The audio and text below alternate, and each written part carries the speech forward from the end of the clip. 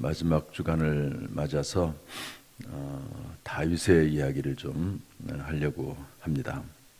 특별히 그 중에서도 다윗과 밧세바 이야기를 시작으로 몇 가지 말씀을 나누려고 합니다. 11장 전체 말씀을 오늘 나누려고 하는데요. 먼저 1절, 2절 말씀 다 같이 한번 읽어보도록 하겠습니다. 11장 1절, 2절 시작.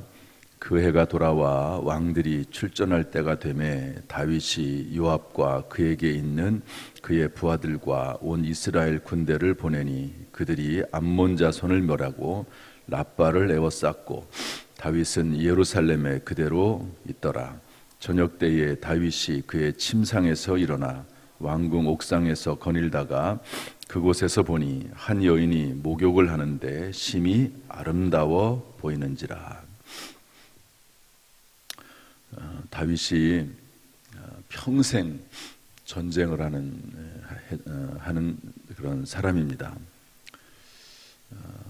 그래서 이때도 이제 전쟁을 하는 그런 때가 되었죠.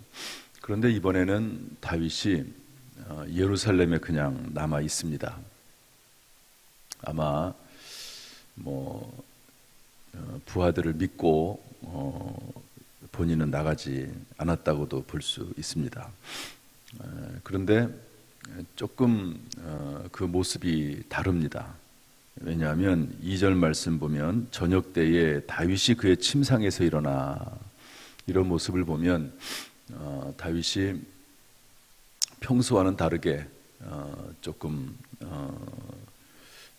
본인의 마땅한 직분이라든지 또는 마땅히 해야 될 그런 일들을 망각하지 않았나 하는 생각을 합니다. 왜냐하면 일반적으로 저녁 때에 침상에서 일어나지는 않지요. 오히려 저녁 때가 되면 침상에 들어가야 되는데 그러지 못하고 저녁 때 일어났다는 것은 피곤할 수도 물론 있긴 하겠지만 다윗이 마땅히 그의 행할 일을 행하지 못하고 좀 게을렀다고도 볼 수가 있고 사명을 망각했다고도 볼 수가 있습니다. 어쨌든 다윗이 이렇게 밤에 일어나서 다니다 보니까 어떤 한 여인이 목욕하는 모습을 보게 되고 그 여인을 데려다가 동침하게 됐다 하는 그런 이야기가 나옵니다. 그래서 오늘 본문의 말씀을 통해서 다윗의 범죄가 주는 교훈, 이런 말씀으로 몇 가지 나누고자 합니다. 첫 번째로는 아까 말씀드린 대로 다윗이 이런 범죄를 저지르게 된 이유가 뭐냐 하는 건데요. 다윗에게 있어서 이 사건은 정말 평생에 있을 수 없는 일이었고 또 다윗답지도 않았고 또 이로 인해서 다윗에게 이 이후에 일어난 일은 엄청나다고 볼 수가 있습니다. 지난 한 주간 동안 말씀드렸던 그 넷째 아들 압살롬의 반역 같은 경우도 사실은 그 원인이 여기서부터 시작이 된다고도 볼 수 있는 일이거든요. 그래서 이 다윗의 범죄의 원인이 뭘까? 첫 번째로는 전쟁하는 때에 그의 부하들, 군사들은 전쟁하러 나갔는데 다윗은 예루살렘을 그대로 있더라라고 하는 이 말씀에서 찾을 수 있습니다. 또한 2절에 저녁 때에 그의 침상에서 일어나, 이 말씀에서도 찾을 수가 있는 것이죠. 우리가 범죄하게 될 때는 아무래도 마땅히 본인이 해야 될 일을 망각하게 되고 또 나태하게 되고 또 마땅히 하나님 앞에 깨어 있어야 될 그때에 깨어 있지 못할 때 이런 일이 닥친다고 볼 수가 있습니다. 그래서 예수님께서도 말씀하시기를 너희가 시험에 들지 않게 깨어 있어 기도하라, 이렇게 말씀했는데 다윗이 전혀 그런 모습이 아니거든요. 그런데 오늘 이 말씀을 통해서 보면 다윗이 잠시 방심한 것이 아닌가 하는 그런 생각을 지울 수가 없습니다. 어쨌든 이렇게 해서 죄를 짓게 되는데요. 이런 죄의 특성은 뭐냐면요. 죄의 특성은 욕심에서 시작이 된다고 볼 수가 있습니다. 그러니까 원인은 이제 그런 여러 가지 이유가 있지만 그 죄를 범하는 그 순간 어떤 현상이 나타나냐면 욕심이 생기는 거죠. 욕심.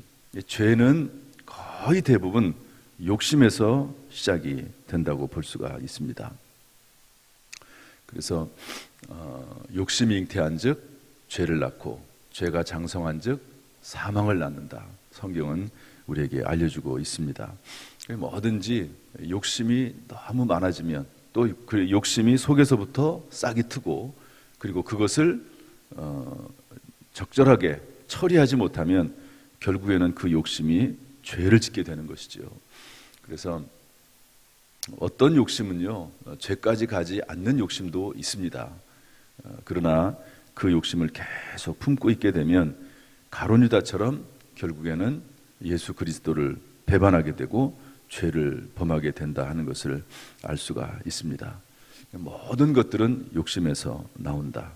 그 욕심과 하나님이 주시는 비전은 다르거든요. 그냥 우리는 꿈꾸는 사람이 돼야 되고 또 하나님이 우리들 마음속에 늘 감동하실 때 그 감동하심에 따라 비전을 가지고 꿈을 가지고 달려가야 되지만 하나님께서 나오지 않은 그런 욕심이 있을 수가 있습니다. 그래서 욕심과 비전을 잘 구분하는 것도 우리에게 필요한 부분입니다. 그 다음에 죄의 특성이 있는데요. 그 죄의 특성은 집요하게 감추려 하는 특성을 가지고 있습니다. 그래서 여기 내용을 보면은요, 4절 보면 이렇게 되어 있죠.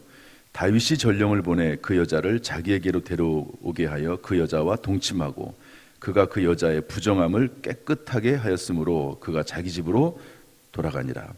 여기 그 여자의 부정함을 깨끗하게 했다라고 하는 말은 여기 보면은 그가 다윗이라고 되어 있거든요. 일반적으로 이 당시에는 동침을 하면 몸을 씻도록 되어 있습니다. 동침하면 부정하다고 생각을 했습니다. 어떤 경우든지 간에.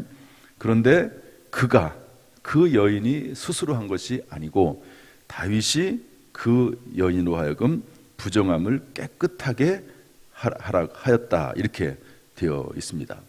그런데 이것도요, 정상적인 부부였을 경우에 해당하는 것이지 그렇지 않은 경우에는 무의미한 겁니다.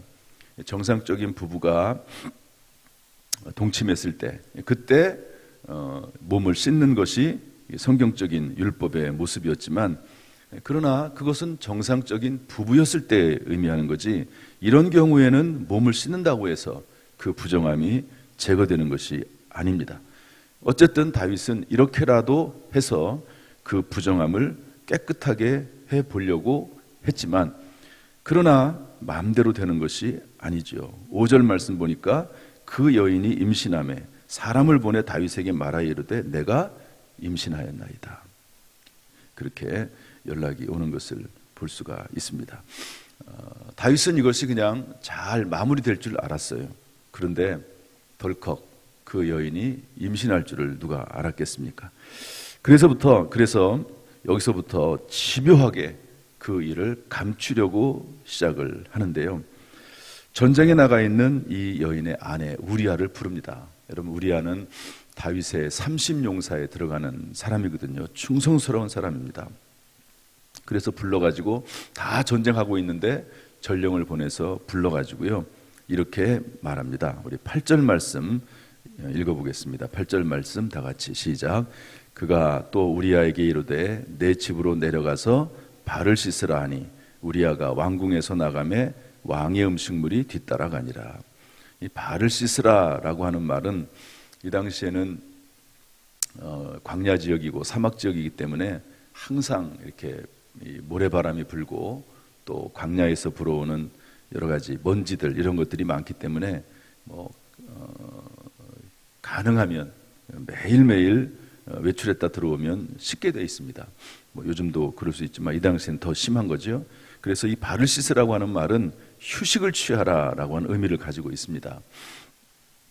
그런데 이것은 배려인 듯하지만 밧세바와 동침하게 하려고 하는 간악한 술수요 음모라는 것을 볼 수 있습니다.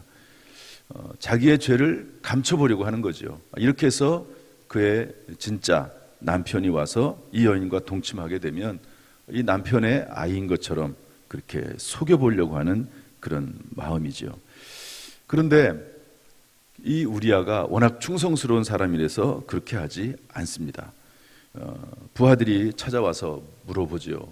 얘기를 물어보니까 그 우리아가 그 자기 집으로 들어갔지 않다는 거예요. 않았다는 겁니다.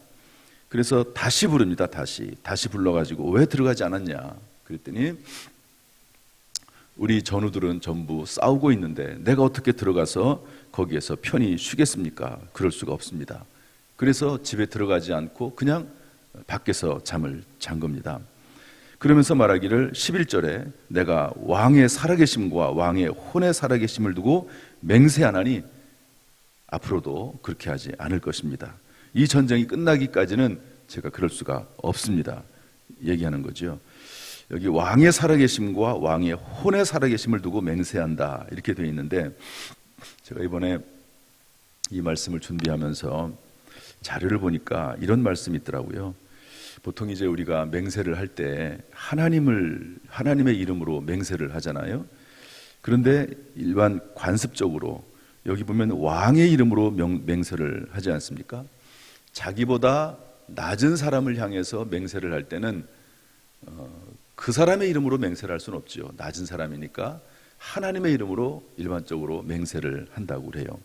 그런데 자기보다 높은 사람을 향해서 맹세를 하게 되면 그 사람의 이름으로 자기보다 높은 그 사람의 이름으로 신분이 높은 사람의 이름으로 맹세를 하는 그런 관습도 있다는 겁니다. 그러니까 우리아가 맹세를 하는데 여기 왕의 이름으로 왕의 살아계심으로 맹세를 한 것이죠. 어쨌든 본인은 최선을 다해서 내가 이 일에 있어서 다른 모든 동료 군인들은 전장에서 목숨 걸고 싸우고 있는데 내가 편히 쉴 수 없다 하는 이야기를 합니다. 우리아는 충성스럽게 반응을 했지만 그러나 다윗의 마음은 타는 것이죠. 그래서 이번에는 더 집요하게 죄를 감추려고 합니다. 그래서 우리아를 또 불러다가 이제는 술을 잔뜩 먹입니다. 마시고 취하게 하지요. 그러면 이제 술겸에 술이 취한 김에 그의 아내에게로 그의 집으로 들어갈까 했는데 이렇게 해도 들어가지 않았습니다. 그래서 또 다른 방법을 쓰게 되는데요. 15절 말씀 한번 읽어보겠습니다. 15절 말씀 다 같이 읽어보죠. 시작. 그 편지에 써서 이르기를 너희가 우리아를 맹렬한 싸움에 앞세워 두고 너희는 뒤로 물러가서 그로 맞아 죽게 하라 하였더라.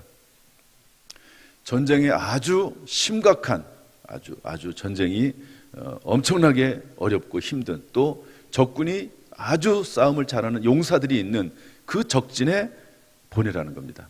그리고 나서 우리아만 남겨두고 다 후퇴하라는 거죠. 죽이라는 겁니다. 한마디로 말해서. 그리고 여기에 대한 책임은 내가 묻지 않겠다. 왜 이렇게 했느냐라고 하는 책임을 묻지 않을 테니까 요압에게 편지를 써서 그렇게 이야기를 합니다. 죄를 감추어 보려고 아주 집요하게 하다 보니까 그 남편으로 하여금 그 집에 들어가서 원래 계획은 동침하게 하는 것이었는데 그게 안 되니까 결국에는 사람을 죽이는 데까지 나가는 거죠. 사람이 죄를 감추려고 하다 보면 점점 악한 일에 빠져들게 되어 있습니다. 자기를 정당화시키려고 하고 자기를 정당화시키는 과정 가운데서 거짓말을 하게 되고 그리고 심지어는 다윗 같은 경우는 다른 사람을 또 죽이는 이런 간음죄에 더해서 다른 사람을 죽이는 살인죄까지 나아가는 것을 볼 수가 있습니다. 이렇게 죄라고 하는 것은 점점 심해지고 감추려고 하고 그리고 이 죄의 결국에서 어떻게 되느냐 어떻게 피할 수 없는 오도 가도 못하는 그런 형편이 되는데 이 내용을 시편 51편에서 설명을 하고 있습니다. 이 당시의 상황을 다윗이 설명을 하고 있는 내용이 51편에 나오는데요. 그 내용을 보면 그 마음이 얼마나 괴롭고 힘들었는지를 알 수가 있습니다.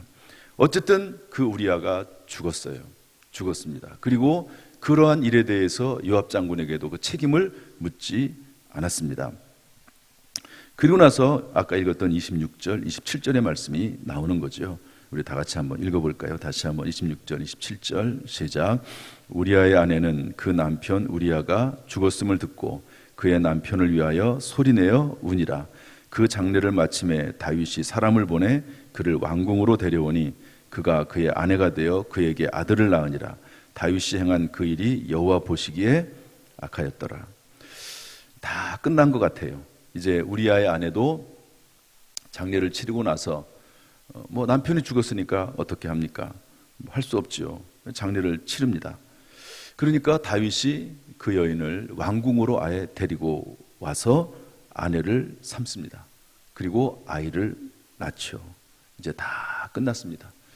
다윗의 간음죄도 덮어지고 또 그리고 다윗의 그 살인죄도 덮어지고 그리고 설사 그것을 알았다 한들 신하들이 알았다 한들 이 당시의 왕의 권력은 절대 권력 아닙니까? 감히 왕에게 누가 말을 하겠습니까? 그런데 그 마지막 말이 중요하지요. 다윗이 행한 그 일이 여호와 보시기에 악하였더라. 한번 저를 따라서 합시다. 다윗이 행한 그 일이 여호와 보시기에 악하였더라. 모든 것이 다 끝난 듯이 보이는데 하나님은 이 모든 과정을 다 보고 계셨다고 하는 것이죠.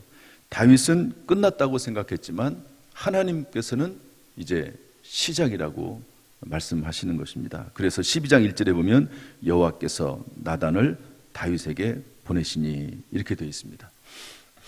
사람이 끝내는 것이 아니라 끝내는 것은 하나님이시다. 하나님이 끝내야 끝내는 것이다. 끝나는 것이다. 라고 하는 것을 알 수가 있습니다. 모든 만사가 다 그렇죠. 사실은 사람이 하는 것 같지만 하나님이 하는 것이다.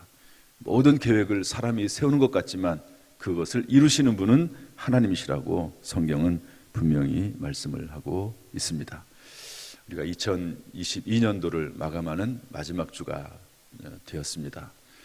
특별히 한 해를 마감하면서 무엇보다도 우리가 하나님 앞에 범죄했던 것 있으면 하나님 앞에 다 내려놓고 한 해를 마무리해야 될 줄로 믿습니다.